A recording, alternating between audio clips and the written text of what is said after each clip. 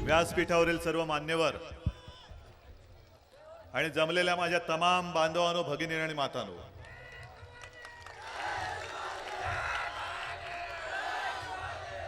हा प्रतिसाद अभूतपूर्व आहे. हा जल्लोष, हा उत्साह, या टाळ्या आणि ह्या गर्जना या नक्कीच काँग्रेसच्या हृदयामध्ये धडकी भरवणारे आहेत.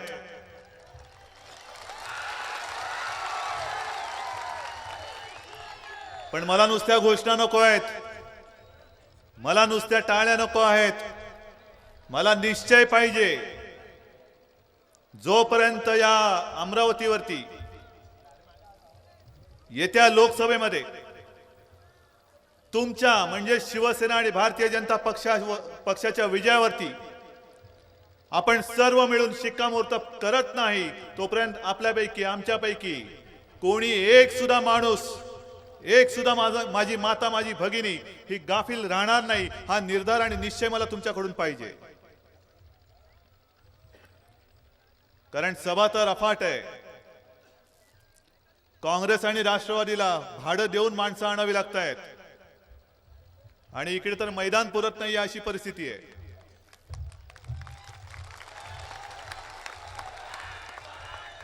आणि मग आजूबाजूच्या जिल्ह्यातनं भाडं देऊन माणसं आणली जातात. त्या काँग्रेसवाल्यांना म्हणावं, इकडे येऊन बघा, इकडे सगळे मर्द स्वाभिमानी मावळे आहेत, माझे एक सुद्धा भाडको माणूस इकडे नाहीये, एक सुद्धा भाडको नाहीये.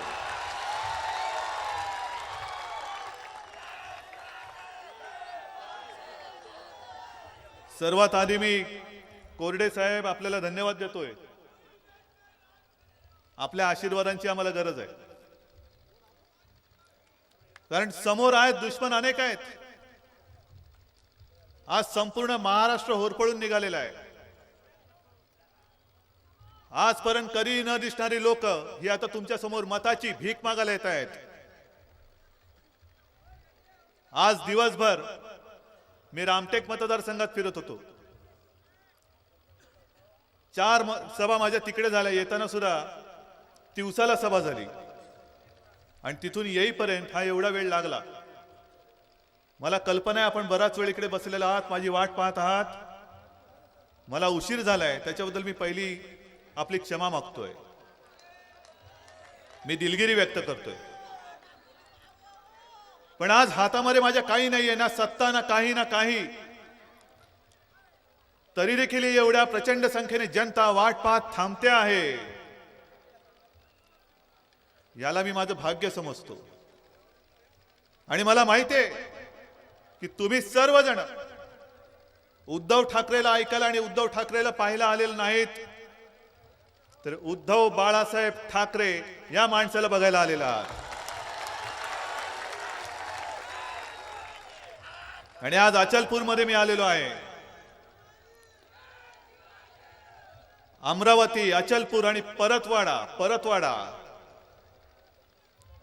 परतवाडा हे माझं आजोळ. शिवसेना प्रमुखांची आई ही परतवाड्याची. खूप मागे मी एकदा त्या घराकडे जाऊन आलो होतो. आणि म्हणून जी माकडं अडसुळांवरती आरोप करतायत की शिवसेनेने बाहेरचा उमेदवार अमरावतीमध्ये दिलेला आहे, त्यांना माहिती नाहीये. अरे तुम्ही कोण, कुठले, तुम्हाला आम्ही ओळखत नाही, पण या अमरावतीशी माझं रक्ताचं नातं आहे, रक्ताचं नातं.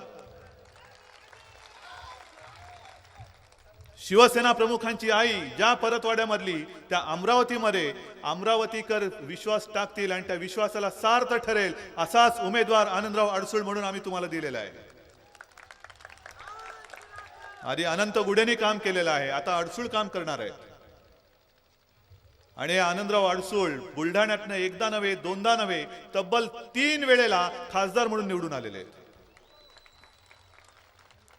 आणि मग 5 वर्ष झाल्यानंतर जी एक यादी जाहीर होते की कोणत्या खासदारांनी काय केलं, कोणत्या खासदारांनी प्रश्न विचारण्यासाठी तोंड उघडलं आणि कोणत्या खासदाराने नुसतं जांभया देण्यासाठी तोंड उघडलं याची यादी येते. आणि मला अभिमान वाटतो की सगळ्यात जास्त प्रश्न विचारणारा खासदार म्हणून मला वाटतं अख्ख्या हिंदुस्थानात आनंदराव अडसूळ यांचं नाव तिकडे आलेलं आहे.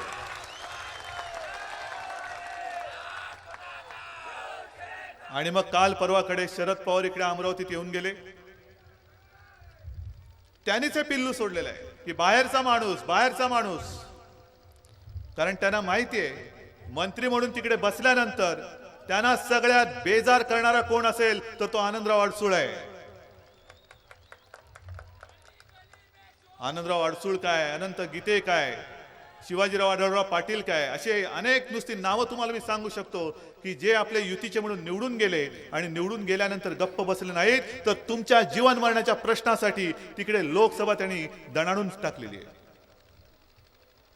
पण मला एक मुद्दा कळत नाही, 5 वर्ष या काँग्रेस आणि राष्ट्रवादीने पूर्ण केलेली आहेत.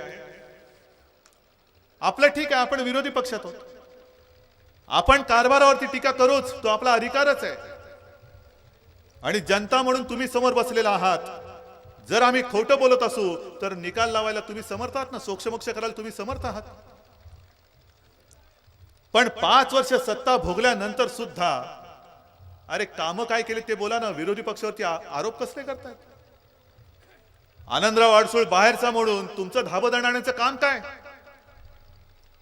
आणि शरद पवार जर अडसूळांना अमरावतीमध्ये बाहेरचे म्हणून बोलत असतील तर स्वतः शरद पवार पुण्याचे बारामती मधले सोलापूरमध्ये जाऊन माढ्यात कशाला तडमडले.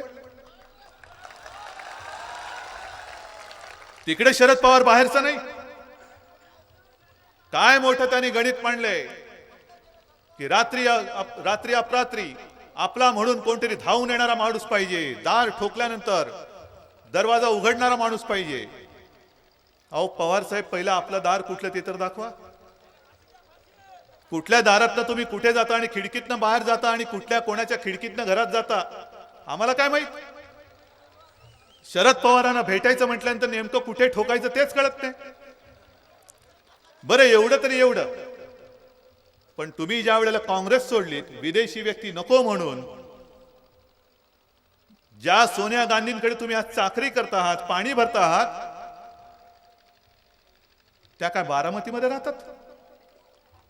त्या कुठून आल्यात आणि त्यांचं नेतृत्व तुम्हाला चालतं. मग माझ्या या रक्तामासाच्या आणि हाडामासाच्या याच मातीमध्ये जन्मलेला हा आनंदराव अडसूळ महाराष्ट्रामध्ये उपरा होऊ शकतो.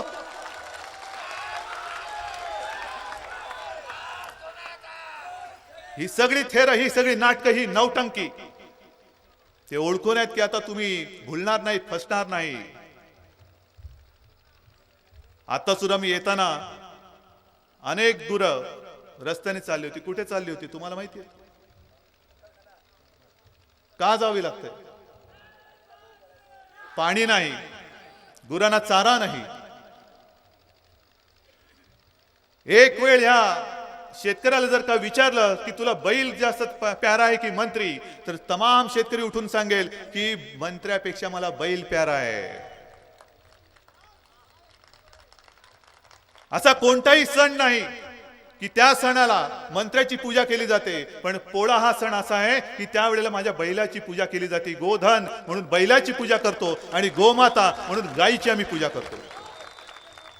अरे मग या स्वतंत्र हिंदुस्थानामध्ये बैल जेवढा काम करतो तेवढा मंत्री काम करत नसेल तर बैलाला बाजारात न्यायचं का मंत्र्याला बाजारात न्यायचं. तुम्ही निर्णय घ्या ना, कोणाला बाजारात न्यायचं, कोणामुळे ही वेळ आलेली आहे. आणि मी स्वतः फोटो बघितलेले आहेत. तुम्ही शेतकरी आहात ना दादानो,